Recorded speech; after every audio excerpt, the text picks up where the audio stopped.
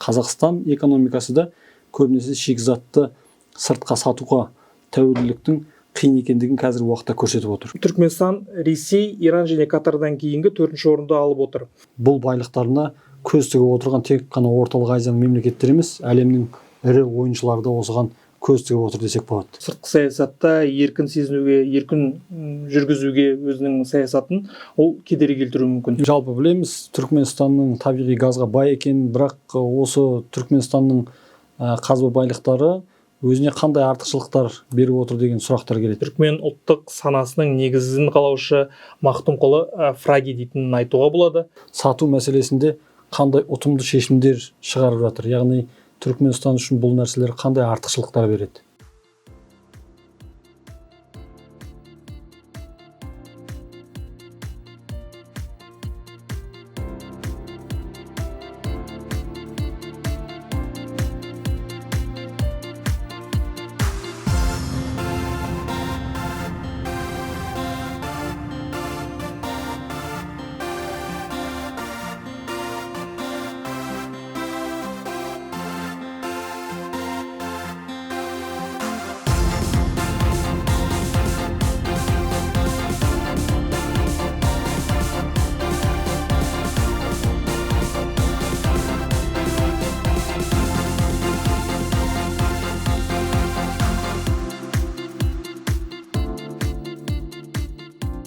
Ассалаумағалейкум, құрметті көрермен, эфирде Central Asian Dream бағдарламасы.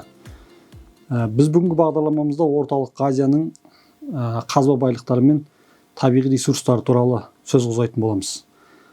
Орталық Азияның жалпы экономикасы әлемдік экономиканың 0,3% ғана құрайды. Ал орталық Азиядағы жалпы біз айтып жүрген 80 миллион халық әлемдегі 8 миллиард халықтың 1%-ін құрайды.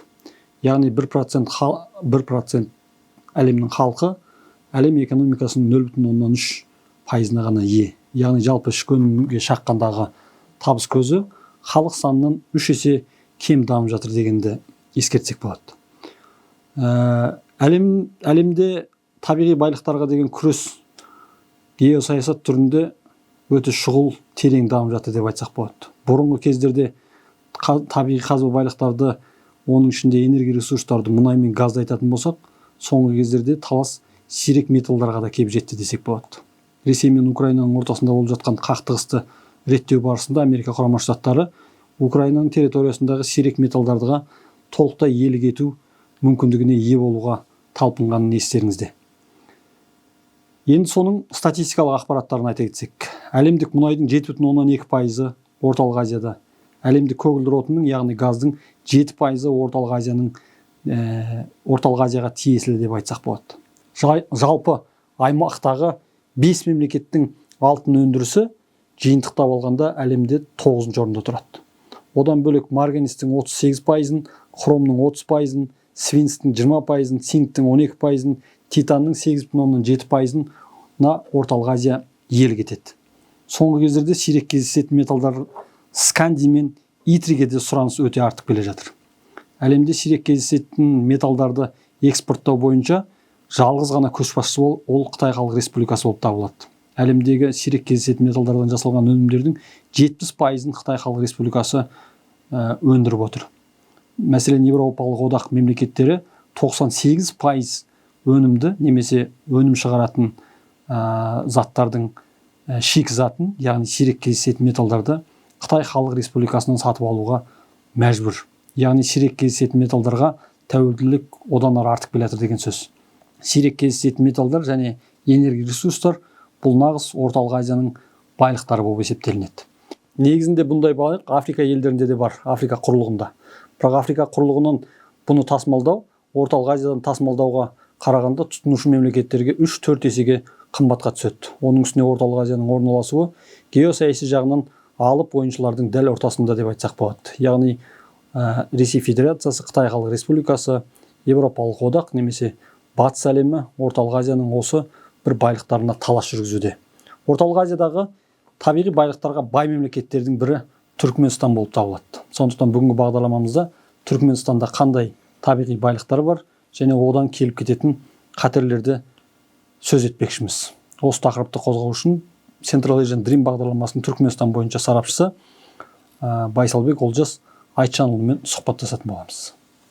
Олжас Айтжанұлы біздің эфирімізге келіп сұхбат беріп жатқаныңыз үшін алғысымызды білдіреміз. Жалпы Түркменстанның қазба байлықтары жөнінде қысқаша мәлімет бере кетсеңіз. Қайырлы күн, Думан Құрманғызылы, қайырлы күн құрметті көрермендер. Орталық Азиядағы табиғи ресурстарға бай мемлекеттердің бірі ретінде Түркменстан, яғни жаһандық энергетикалық нарықта өз орнын нығайта түсуде. Табиғи газ және мұнай қорлары бойынша әлемнің жетекші елдерінің қатарында тұрған бұл ел өзінің геосаяси орналасуы арқылы энергетикалық дипломатияның белсенді ойыншысына айналуда. Түркменстанның Каспий теңізі маңайында орналасуы және көршілес мемлекеттермен энергетикалық байланыстары оның Еуразиялық кеңістіктегі маңызды шикізат көзі ретінде сипаттауға мүмкіндік береді.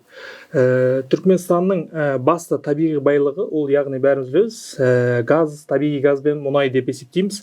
Геологтардың зерттеулеріне қарағанда елде шамамен 17,5 триллион текше метр газ бар. Бұл көрсеткіш бойынша Түркменстан, Ресей, Иран және Катардан кейінгі 4-ші орынды алып отыр. Сонымен қоса мұнайға тоқталатын болсақ, мұнай негізінен елдің батыс өңірлерінде Каспий теңізі аймағында өндіріледі. Түркменстанда аса ірі мұнай кен орындар болмаса да, мұнай өндірісі тұрақты түрде жүріп отыр. Одан да бөлек, газ бен мұнайдан бөлек басқа да табиғи пайдалы қазбалар бар. Атап өтетін болсақ, күкірт, тұз, калий, йод, химия өнеркәсібіне қажетті, сонымен қоса фосфориттер. Осы табиғи байлықтарды елдің тек ішкі экономикасы ғана емес, сыртқы саудасы мен халықаралық байланыстарда да үлкен әсер етеді. Енді біз жалпы білеміз, Түркменстанның табиғи газға бай екенін, бірақ осы Түркменстанның қазба байлықтары өзіне қандай артықшылықтар беріп отыр деген сұрақтар келеді. Себебі Түркменстан табиғи жаңағы газға немесе мұнайға, жалпы табиғи ресурстарға бай болғанына қарамастан, оны тұтыну мәселесінде немесе сату мәселесінде қандай ұтымды шешімдер шығарып жатыр. Яғни Түркменстан үшін бұл нәрселер қандай артықшылықтар береді? Ең бірінші артықшылығы осы оның өз энергиясының ресурстарына толықтай тәуелсіздігі. Ел табиғи газды экспорттау арқылы өзінің бюджеттің көп бөлігін осыдан таба алады. Яғни Қытай, Иран және Ресейге арнайы құбырлар арқылы газ экспорттауы Түркменстанның Орталық Азиядағы маңызды энергетикалық елге айналдырады. Сонымен қатар Түркменстанның орналасқан жері де өте маңызды.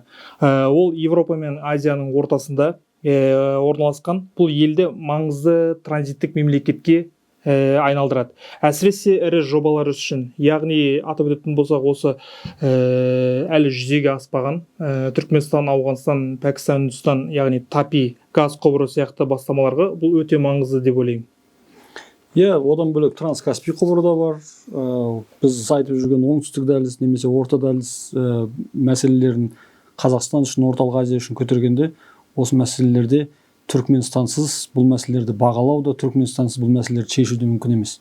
Сондықтан Түркменстан шынымен де өзінің қазба байлығы жағынан және екінші жағынан орналасу мен логистикалық ұтымдылық жағынан артықшылықтарға ие деп айтсақ болады. Бірақ біз білеміз, бұл шынымен де үлкен тәуекелдерге, сын қатерлерге алып келіп отыр. Керек десеңіз, экономикасының көп пайызының тек қана табиғи қазба байлықтарынан тәуелді болуы, ол белгілі бір қиыншылықтар туғызатындығы түсінікті. Біз білеміз, Қазақстан экономикасы да көбінесе шикізатты сыртқа сатуға тәуелділіктің қиын екендігін қазіргі уақытта көрсетіп отыр. Түркменстанда да осыған ұқсас жағдай деп ойлаймын.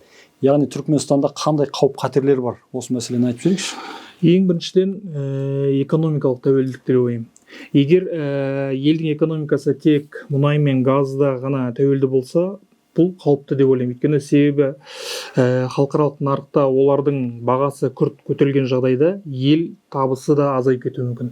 Екіншіден, ол саяси тәуекелдер. Біз білеміз, Түркменстанның энергия экспорттау жолдары көбінесе көршілес елдер арқылы өтеді. Сондықтан бұл елдерге саяси қысымға тап болуы мүмкін.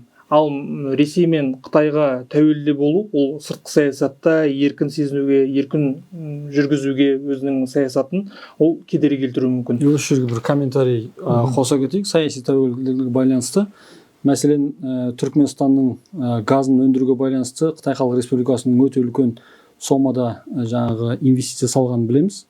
Түркменстан туралы ақпараттар өте жабық болып келеді.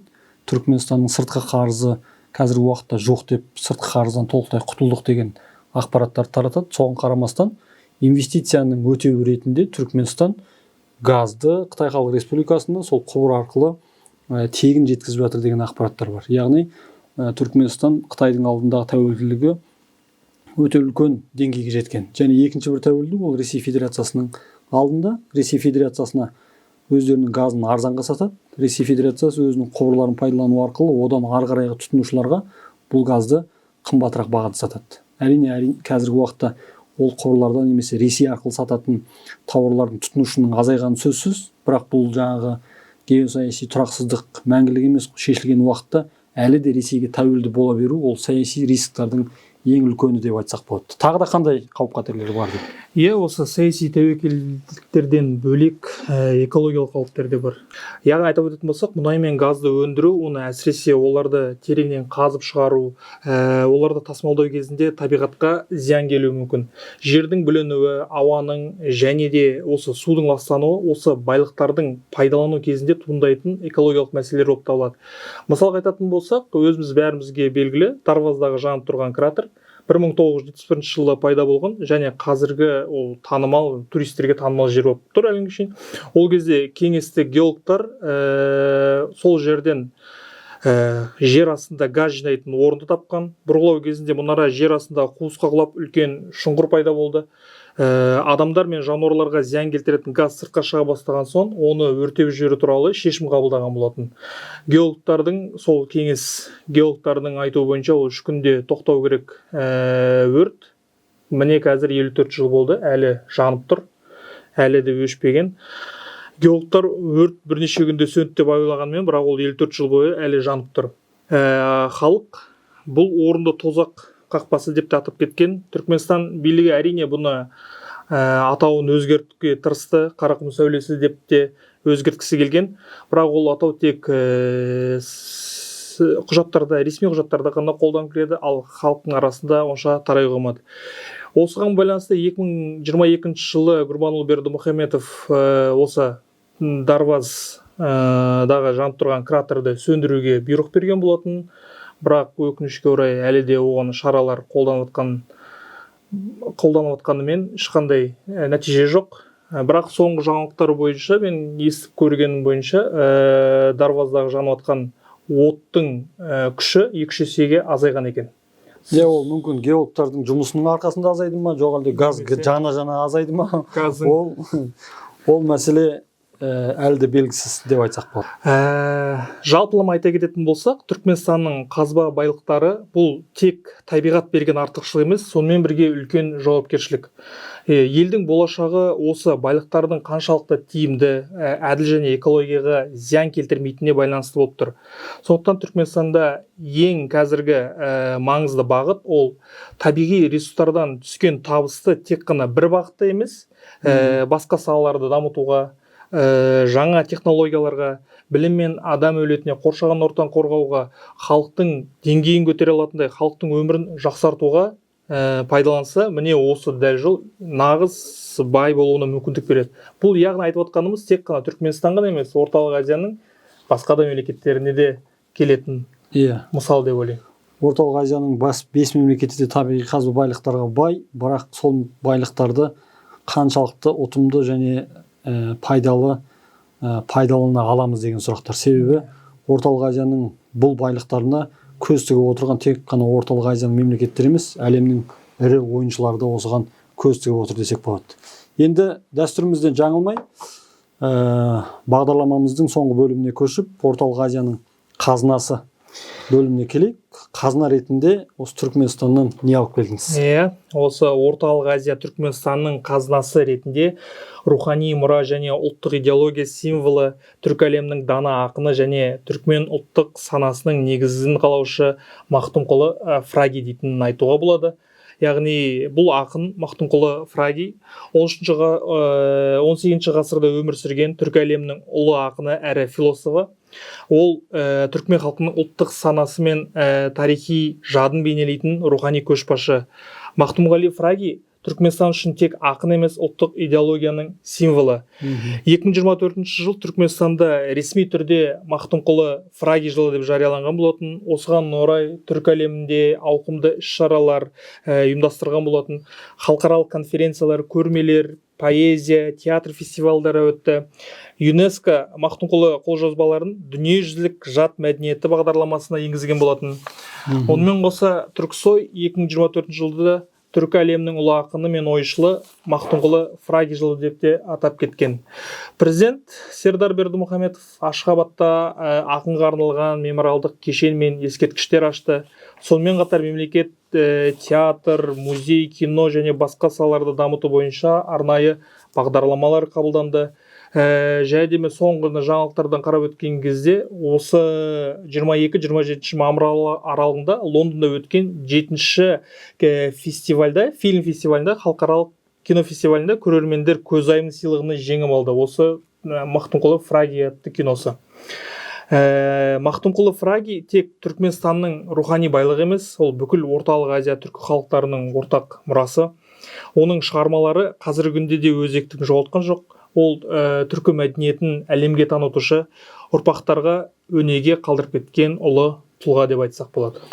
Көп орталық Азияның қазынасына қосып жатқан ақпаратыңыз үшін рахмет.